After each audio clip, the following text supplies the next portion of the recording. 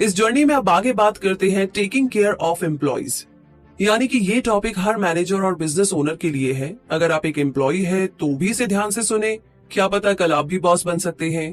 Talented, hard working और भरोसेमंद लोगों का मिलना बहुत मुश्किल होता है। जो भी ह्यूमन रिसोर्स में काम करते हैं वो ये बात अच्छी तरह से समझते हैं। हाई सैलरी, प्रेस्टीज लोगों को टिकाए रखने के लिए काफी नहीं है। एक बॉस को अपने सारे एम्प्लॉयज की सच में परवाह होनी चाहिए। हर ऑर्गेनाइजेशन में वो ह्यूमन टच होना चाहिए जहां पर काम करने वालों को लगे कि उन्हें सिर्फ स्टाफ या मशीन नहीं समझा जाता, बल्कि कंपनी का एक अहम हिस्सा माना जाता है। आइए समझते हैं कि इसे किस तरीके से किया जा सकता है। पहली टिप तो ये है कि अगर आप बॉस हैं तो अपने कैबिन तक सिमट कर ना रहे, बाहर निकले। आपकी बाउंड्री आपके कैबिन या कॉन्फ्रेंस रूम तक सीमित नहीं होनी चाहिए। ऐसे बॉस ना बने जो अपने एम्प्लॉय से दूरी बनाए रखते हैं और उन्हें सिर्फ ईमेल के द्वारा ऑर्डर देते हैं। अपने एम्प्लॉयज को महसूस कराइए कि वो आप तक आसानी से पहुंच सकते हैं, बात कर सकते हैं। बीच बीच में उनकी डेस्क पर जाएं, उनसे बात करें। एम्प्लॉयज को आपको जानने का मौका दें, आप भी उन्हें समझने की कोशिश करें और ये छोटा सा काम आपकी टीम में सहयोग और एकता को बढ़ावा देगा। दूसरी टिप है कि अपने हर एक एम्प्लॉय को समय दीजिए। एग्जाम्पल के लिए, अगर किसी एम्प्लॉय से गलती हो जाती है तो उसके पास जाए और कुछ देर उससे बात करे। उसे एक्सप्लेन करे कि आखिर उससे गलती कहाँ हुई है, लेकिन इसे गुस्से से बिल्कुल ना करे और ना ही उसकी इंसल्ट करे, बल्कि शांति से उसे पूरी रिस्पेक्ट देते हुए आप उसे समझाइए। जब कोई गलती करता है या डरा हुआ होता है तो हम अक्सर उसके कंधे पर धीरे से हाथ रखते हैं ताकि उसे बेहतर महसूस हो सके। तो यहाँ पर इस सिचुएशन में आप भी ऐसा कर सकते हैं, जिससे एम्प्लॉय को ये लगेगा कि आप उसे समझते हैं कि गलती होना नेचुरल है और आप उसे सिर्फ उसकी गलती बता रहे हैं, ना कि उसकी इंसल्ट कर रहे हैं। उसे समझाने के बाद उसकी थोड़ी तारीफ भी कर दीजिए। जो भी उसने कुछ अच्छे काम किए हैं पास्ट में, आप उसके बारे में बता सकते हैं। इससे उसे अच्छा लगेगा और उसका कॉन्फिडेंस बना रहेगा। ऐसा करने से वो एम्प्लॉय इस एक्सपीरियंस को याद रखेगा क्योंकि इसमें ह्यूमन टच शामिल था।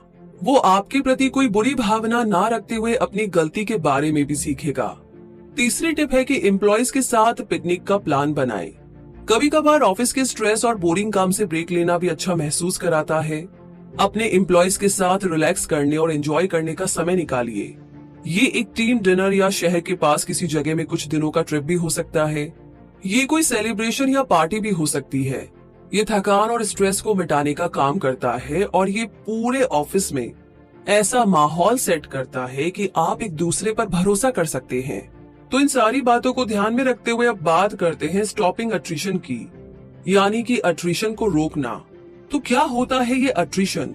अट्रिशन का मतलब होता है रेजिग्नेशन के कारण एम्प्लॉयज को खो देना। किसी भी एचआर डिपार्टमेंट के लिए ये बहुत ही बड़ा चैलेंज होता है। एम्प्लॉयज को कंपनी में टिकाए रखना कोई आसान काम नहीं। उनकी लॉयल्टी को बढ़ावा देने के लिए प्रमोशन या सैलरी का बढ़ा देना अक्सर काफी नहीं होता। रेजिग्नेशन की रेट कम रखने के लिए एचआर को कई स्ट्रेटेजी और प्लानिंग करनी पड़ती है। चाणक्य के अनुसार दो तरह के एम्प्लॉयज होते हैं, एक तो वो जो संतुष्ट है और दूसरे वो जो खुश नहीं है। उन्होंने इन दोनों को कैसे संभालना है उसकी सलाह भी दी है। मैनेजर्स को उन एम्प्लॉयज को अनदेखा करने की गलती नहीं करनी चाहिए जो खुश और संतुष्ट लगते हो। अक्सर ऐसे एम्प्लॉयज होते हैं जो प्रमोशन या सैलरी बढ़ाने की खुद मांग नहीं करते। हाँ, वो इसे खुद एक्सप्रेस नहीं करते, लेकिन इसका मतलब ये नहीं है कि वो सच में सेटिस्फाइड है। हर एम्प्लॉय काम के बदले में कुछ पाने की इच्छा से काम करता है। अगर किसी दूसरी कंपनी ने इन्हें एक बेहतर ऑफर दे दिया तो यकीनन आप उन्हें खो देंगे। इसलिए आपको एक सेटिस्फाइड एम्प्लॉय को ज्यादा पहचान, फायदा, सैलरी देना चाहिए, भले ही वो खुद इसके लिए ना कहे। ऐसा करने से आप देखेंगे कि वो अपनी जॉब के लिए और ज्यादा मोटिवेट होंगे और आपकी कंपनी के प्रति ज्यादा लॉयल होंगे, क्योंकि आपने उन्हें दिखा दिया है कि आप उनकी कदर करते हैं, उन्हें इम्पोर्टेंस देते हैं और वो आपके लिए कितने ज्यादा जरूरी है। इससे वो आपकी पीठ पीछे बात करने या रिजाइन करने के बारे में नहीं सोचेंगे और वो एम्प्लॉयज जो संतुष्ट नहीं है, वो जो मांग रहे हैं उसे देने की पूरी कोशिश करें। उन्हें गिफ्ट्स या किसी तरह का बेनिफिट देकर कंपनी में बनाए रखने की पूरी कोशिश करें। अट्रिशन से बचने के लिए आइए कुछ इंपॉर्टेंट टिप्स के बारे में बात करते हैं। पहला है कि ह्यूमन रिसोर्स यानी जो लोग आपके लिए काम करते हैं उन्हें सबसे ज्यादा इम्पोर्टेंस दे। ज्यादातर कंपनीज मार्केटिंग, फाइनेंस, सेल्स इस पर अपना ध्यान फोकस करती है। वो ह्यूमन रिसोर्स डिपार्टमेंट यानी कि एचआरडी की अहमियत नहीं समझते हैं। लेकिन आप ये गलती बिल्कुल ना दोहराएं। एचआरडी का काम सिर्फ लोगों को हायर करना, उन्हें ट्रेन करना और रिकॉर्ड बनाए रखना ही नहीं होता। अपने लोगों का ध्यान रखना, उनकी जरूरतों को समझना एक कंपनी के लिए सबसे बेस्ट इन्वेस्टमेंट होता है। अगर आपके लोग अच्छे परफॉर्मर हुए तो आपकी कंपनी दूसरों के मुकाबले ज्यादा तरक्की करेगी। दूसरी बात है कि कंपनी के ओनर को एक खड़ूस बॉस की जगह एक मेंटर या गुरु की तरह होना चाहिए। एक सीईओ को सिर्फ गलती निकालने वाला नहीं बल्कि एक दोस्त, एक टीचर और एक गाइड होना चाहिए। बिजनेस चलाना उसकी एकमात्र जिम्मेदारी नहीं है, उसे अपने एम्प्लॉयज के लिए एक इंस्पिरेशन बनना चाहिए। अगर एक सीईओ अच्छा एग्जाम्पल सेट करता है तो वो अपने एम्प्लॉयज को अपनी तरह जिम्मेदार और हार्डवर्किंग बनने के लिए एनकरेज करता है। आगे तीसरी बात है जो आपको ध्यान रखनी है कि आपकी ऑर्गेनाइजेशन का अपना एक यूनिक कल्चर होना चाहिए।